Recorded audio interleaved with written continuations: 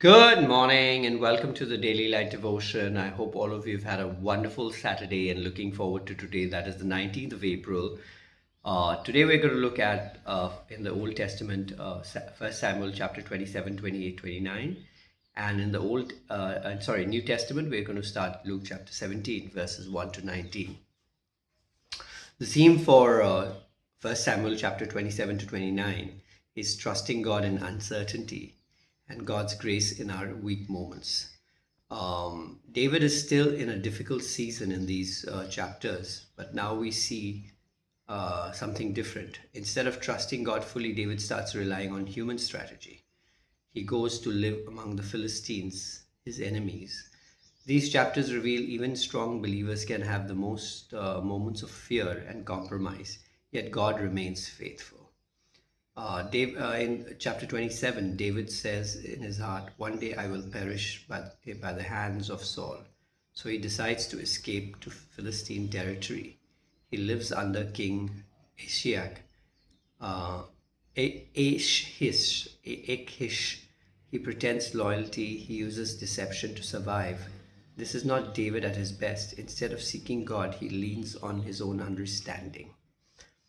Where David struggled, Jesus remained perfect. Jesus never acted out of fear. He always trusted the Father completely. Right? Fear can lead us into compromise when we stop trusting God. Chapter 28 and 29, David is placed in a dangerous situation. The Philistines prepare to fight Israel. David is expected to join them. This creates a serious conflict. Fight against his own people or betray the Philistines. But God intervenes, for the Philistine leader rejected David. He's sent back before the battle. Even though David made a wrong decision, God protects him from the worst outcome. This reveals God's grace, right? Even when we make mistakes, God can redirect us.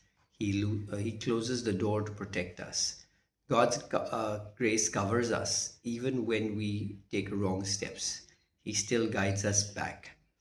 Um, so what are some of the key takeaways from these three chapters? Fear can lead us to wrong decisions when we stop trusting God. Even strong believers can make weak moments. And God is faithful even when we are not. And God can redirect us and protect us from greater harm.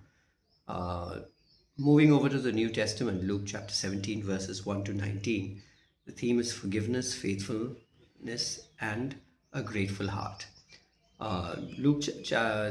These verses 1 to 19, Jesus teaches three important things: the power of forgiveness, the nature of true faith, and the importance of gratitude.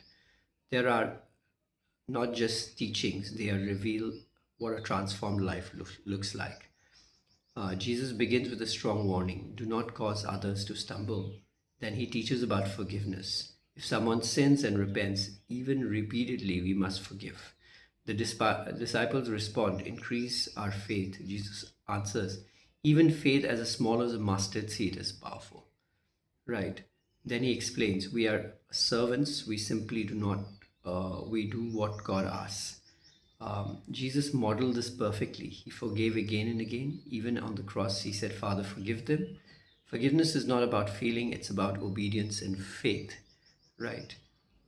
Then we see the 10 lepers. We see 10 lepers cry out to Jesus for mercy. Jesus tells them, go show yourself to the priest. As they go, all 10 are healed, but only one returns. He praises God, he thanks Jesus. He is a Samaritan, he's an outsider. Jesus asks, where are the other nine? The one who returned is told, your faith has made you well. Jesus not only heals, but he desires relationship and gratitude. Right? Many receive blessing, but few return with thanksgiving. Forgiveness is a command, not an option. That's one of the key takeaways. The others are faith, even as small as is powerful when placed in God's hand. Obedience is our responsibility, not recognition. Gratitude set us apart and draws us closer to God. I want to encourage you, these 19 verses in Luke 17, 1 to 19 challenge us. Are we quick to forgive, or are we still holding on? right? Are we walking in faith or waiting for more? Are we thankful for taking God's blessing for granted? Or are we taking God's blessing for granted? Jesus is calling us live with faith, walk in forgiveness, return with gratitude. Be the one who comes back like the Samaritan leper. I want to leave you with that thought and have a wonderful weekend. I will see you tomorrow. Bye.